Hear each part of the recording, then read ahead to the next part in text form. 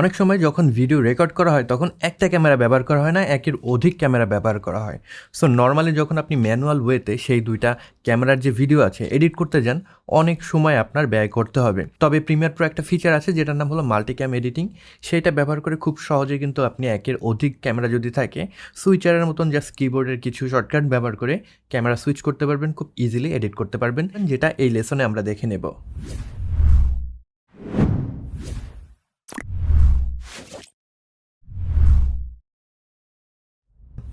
তো প্রিমিয়ার প্রোতে আমরা এই দুইটা ফুটেজ নিয়ে আসবো, যেটার নামকরণ আমি করে রেখেছি। একটার নাম ক্যাম 1 আর একটার নাম হলো ক্যাম 2। আপনারা যখন মাল্টিক্যাম এডিটিং করবেন এটা সব থেকে বেটার হয়। ক্যামেরাগুলোর যে ফুটেজ রয়েছে সেগুলোকে আপনারা ক্যামেরা অনুযায়ী যদি নামকরণ করে রাখেন তাহলে কিন্তু মাচ ইজিয়ার হবে যখন আপনারা সেটাকে এডিট করবেন। তো এই দুইটাকে সিলেক্ট করে ড্র্যাগ করে আমি নিয়ে আসলাম আমাদের প্রিমিয়ার প্রোর ভিতরে, নতুন একটা প্রজেক্টের ভিতরে। এখন এইটা থেকে আমি আমার যে ভিডিও আছে সেটাকে এডিট করব।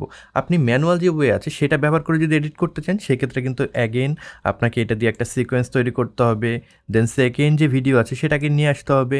এখন এই দুইটার সিঙ্ক অ্যাগেন আপনার মিলাতে হবে, তারপরে গিয়ে আপনার একটার পর একটা ম্যানুয়ালি এভাবে কেটে কেটে, সাপোজ এই একটা ভিডিও আছে আমি প্লে দিলাম, দেন নেক্সট ভিডিওতে যখন যাচ্ছে তখন এখানে আবার আমার কাট দিতে হবে, দেন এটাকে এভাবে ছোটো করতে হবে, যেটা কিন্তু একটা হ্যাসেলের ব্যাপার, রাইট? তো আমরা সেই জিনিসটা করব না, আমরা দেখব খুব ইজিয়ার ওয়েতে আমরা মাল্টিক্যাম এডিটিং কীভাবে করতে পারি।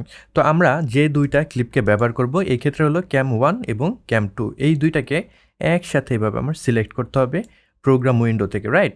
দেন আমি এখানে যদি রাইট বাটন ক্লিক করি দেখবো এখানে অনেকগুলো অপশন চলে আসছে। এর ভিতরে একটা দেখবো create multi camera source sequence নামে একটা অপশন আছে। এইটার উপরে যদি আমরা ক্লিক করি এইরকম একটা উইন্ডো পেয়ে যাব। তো এখানে অনেক ধরনের অপশন আছে, রাইট? তো আপনারা যদি দেখেন এইখানে আছে ভিডিও ক্লিপ নেম, আপনি কি নাম দিতে চান ভিডিও ক্লিপের সেটা এখান থেকে দিয়ে দিতে পারেন।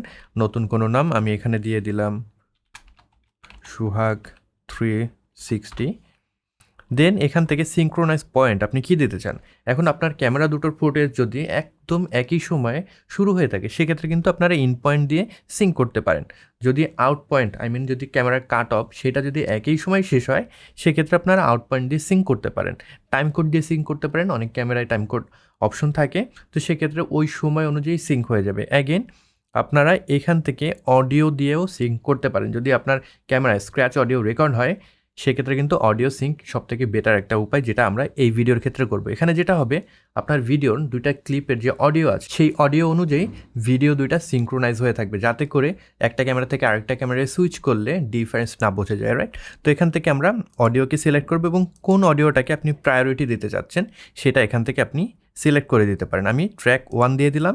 দেন এখান থেকে যদি আমরা নিচের দিকে আসি দেখব move source clip to process clip bin, সেটা সিলেক্ট করে রাখবেন। তাহলে নতুন একটা ফোল্ডারে আপনার যে প্রসেস ক্লিপ দুইটা আছে এই ক্যাম 1 এবং ক্যাম 2 নতুন একটা বিন ফোল্ডারে নিয়ে যাবে। দেন অডিও আপনি কীভাবে ইউজ করতে চান। অনেক সময় দেখা যায় দুইটা ক্যামেরায় আলাদা আলাদাভাবে অডিও রেকর্ড করা হয়, স্পেশালি যখন দুইজনের ইন্টারভিউ আপনি নিচ্ছেন। সো যখন ক্যামেরা সুইচ করছে তখন কিন্তু আপনি চাইবেন যে ক্যামেরায় যাচ্ছে ওই ক্যামেরার অডিও ব্যবহার করতে।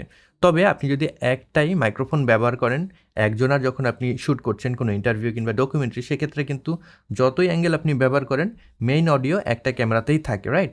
তো সেই ক্ষেত্রে আপনারা ক্যামেরা যেটায় মেইন অডিও আছে সেটাকে সিলেক্ট করে দেবেন। আমার হলো ক্যামেরা 1-এ আমার মেইন অডিও রয়েছে, আমি সেটাকে সিলেক্ট করে দিলাম।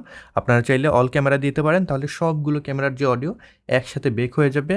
আর যদি সুইচ অডিও দেন তাহলে যখন যে ক্যামেরায় সুইচ করছেন তখন সেই ক্যামেরার অডিওটা সিলেক্ট হবে। আমি ক্যাম 1 দিয়ে দিলাম। দেন ক্যামেরা নেমস আপনি কী নামে রাখতে চান সেটা দিয়ে দিতে পারেন। এখান থেকে ইউজ ট্র্যাক নেমসও দিতে পারেন, ইউজ ক্লিপস নেমসও দিতে পারেন। আমি ইউজ ট্র্যাক নেম দিয়ে দেবো। দেন যদি ওকে দেই তাহলে প্রিমিয়ার প্রো এই যে আমার ক্লিপ দুইটা আছে নতুন একটা বিন ফোল্ডারে নিয়ে যাবে এবং নতুন একটা মাল্টি ক্যামেরা সিকোয়েন্স এখানে তৈরি করে দেবেন। দেখছেন তো এখানে আমাদের ক্যাম 1 MP4 সোয়াগ 360 নামে একটা কিন্তু নতুন সিকোয়েন্স তৈরি হয়ে গিয়েছে এবং এই ফোল্ডারের ভিতরে কিন্তু আমার যে ক্যাম 1 এবং ক্যাম 2 দুইটা ভিডিও চলে আসছে, রাইট? তো আমরা ব্যাক করলাম, আমাদের এটা হলো সিকোয়েন্স, এটার উপরে কাজ করতে হবে। তো এটাকে যদি আমরা এখানে ড্র্যাগ করে নিয়ে আসি টাইম লাইনে তাহলে সিকোয়েন্সটা কিন্তু ওপেন হয়ে গেল। এবার যদি আমরা প্লে দিই নাথিং ইজ হ্যাপেনিং, রাইট? এখানে শুধুমাত্র আমরা একটা ক্যামেরায় দেখতে পাচ্ছি। এটার কারণ হলো আপনি যখন এডিট করছেন তখন কিন্তু মাল্টি ক্যামেরা প্রিভিউ সেটাকে এনেবল করে নিতে হবে। এনেবল করার জন্য আমাদের যে প্রোগ্রাম উইন্ডো আছে এটার আন্ডারে দেখবেন নিচের দিকে একটা প্লাস সাইন আছে যেটা হলো বাটন এডিটার, এটার উপরে ক্লিক করবেন। অ্যান্ড দেন এটার ভিতরে দেখবেন টগল মাল্টি ক্যামেরা ভিউ নামে একটা অপশন আছে, এটাকে আপনারা সিলেক্ট অ্যান্ড ড্র্যাগ করে এই বাটন এডিটর ব্যবহার করে এখানে আপনারা ছেড়ে দেবেন, তাহলে কিন্তু এখানে অ্যাড হয়ে গেল, রাইট? অ্যান্ড দেন যদি ওকেতে প্রেস করেন এখন আপনারা যদি এটাকে এনেবল করে দেন তাহলে কিন্তু মাল্টি ক্যামেরা ভিউ এখানে দেখতেই পাচ্ছেন দুইটা ক্যামেরা কিন্তু এখানে দেখা যাচ্ছে, রাইট? আমরা শুরুতে চলে যেতে পারি। তো শুরুর দিকে আপনারা দেখতেই পাচ্ছেন এখানে যদি ডাবল ক্লিক করে দেখাই, আমাদের যে ভিডিও আছে শুরুটা মেইনলি হয়েছে এই জায়গা থেকে, রাইট? তো এই থেকে প্রথম অংশ আমার দরকার নেই, সেটাকে ডিলিট করে দেবো। ডিলিট করার জন্য আমরা যদি কিউ প্রেস করি তাহলে এই প্লে হেড থেকে আমার বাম সাইডে যতটুকু অংশ আছে সেটা কিন্তু ডিলিট হয়ে যাবে। আমি কিবোর্ডে কিউ প্রেস করলাম, ডিলিট হয়ে গেল, রাইট?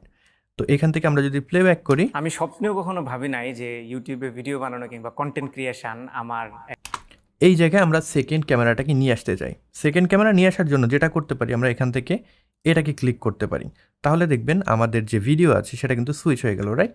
আমরা যদি প্লেব্যাক দিয়ে এই কাজটা করি তখন সুইচ হয়ে যাবে। আমরা যদি স্টপ করে করি তাহলে কিন্তু সুইচ হবে না। সো আমরা যদি যাই, প্লেব্যাক দিলাম। স্বপ্নেও কখনো ভাবি নাই যে ইউটিউবে ভিডিও বানানো কিংবা কন্টেন্ট ক্রিয়েশন আমার একটা জীবিকা হয়ে যাবে বা আমার রুটি রুজি হয়ে যাবে। তো এইখানে গিয়ে আমরা যদি স্টপ করি তাহলে দেখবো আমাদের কিন্তু ক্যামেরার যে ভিউ আছে সেটা কিন্তু দুই অংশে বিভক্ত হয়ে গেছে। প্রথমে আমাদের একটা অ্যাঙ্গেল আছে, সেকেন্ডলি আমাদের আরেকটা অ্যাঙ্গেল আছে। তো এটা কিন্তু অটোমেটিক্যালি আপনার কাট পয়েন্ট সেট করে দেবে। অ্যাগেন আপনি যদি এখানে আবার একটা পজ আছে, এটাকে ডিলিট করতে চাই, সেক্ষেত্রে এখানে আমরা যদি রেজার টুল ব্যবহার করে একটা কাট করে দেই, শিফট প্রেস করে দিলে আমাদের দুইটা ট্র্যাক একসাথে কাট হলো। দেন এখানে নিয়ে গেলে আমি যদি কিউ প্রেস করি তাহলে এই অংশ চলে গেল, রাইট? তো এখান থেকে আমি চাচ্ছি এই অ্যাঙ্গেলটা না থেকে আমার এই অ্যাঙ্গেলটা চলে যাবে, কারণ এখানে যেহেতু একটা কাট আছে, আমরা যদি এভাবে প্লে দিই তাহলে কিন্তু কাটটা বোঝা যায়, রাইট? তো এখানে ওইটা যাতে না বোঝা যায় এর জন্য আমরা এই অ্যাঙ্গেলটা সিলেক্ট করলাম। এবার যদি প্লে দেই রুজি হয়ে যাবে। আমি চলে আসলো।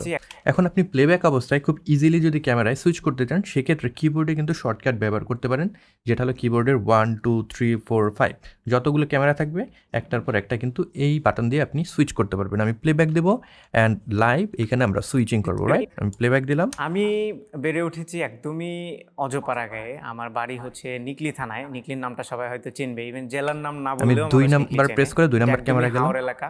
এবং যারা ঘুরতে যায় একই প্রেস করলাম, তারাও কিন্তু শহরের একদমই লাইক যেখানে রাস্তাটা গিয়ে শেষ হয়েছে ওই পর্যন্ত যায়। আমার বাড়ি ওইখান থেকে আরও প্রায় ঘন্টাখানেকের দূরে ভেতরে। তো হাওরে একদমই পানি বেষ্টিত একটা এরিয়াতে আমার বেড়ে ওঠা। সো ওইখানে প্রযুক্তির ছোঁয়া একদম ছিল না বললেই চলে। একদমই ন্যূনতম যে প্রযুক্তিটুকু থাকা দরকার ওইটুকুও ছিল। তো এখানে যদি আপনি কোনো কিছু ভুলে যান করতে, অ্যাগেন আপনি ব্যাক করে ওইখান থেকে প্লেব্যাক দিয়ে কিন্তু সুইচিংটা করতে পারেন। আর আমাদের যে প্রিভিয়াস কাটগুলো সেখানে কিন্তু দেখতেই পাচ্ছেন ক্যামেরা কিন্তু চেঞ্জ হয়ে গিয়েছে। সাপোজ আমি এখানে চাচ্ছি সেকেন্ড অ্যাঙ্গেল আসতে, আমি আবার প্লেব্যাক দিলাম, ছোঁয়া একদম ছিল না বললেই চলে।